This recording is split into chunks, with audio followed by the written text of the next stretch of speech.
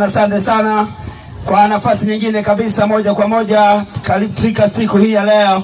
Naomba niwalikeni katika siku ya leo katika sherehe hii hapa ya harusi, nami nikisimama katikati kama mwamuzi wa sherehe hii hapa kwa jina maarufu sawa na mmoja wa Kijiweni. Sijawasahau, asanteni sana kwa faraja kubwa sana ambao mlizidi kunisupport na kusema kwamba kazi hii hapa naweza kuifanya masaa yote. Pia sikuweza kukaa kimya, niendelea kuendeleza gurudumu namna hii hapa. Pia nina sherehe nyingi sana ambazo ziko mbele zangu ambazo natarajia kuzifanya, lakini kwa siku ya leo niko hapa kwa mzee Sadoki pamoja na mke wake.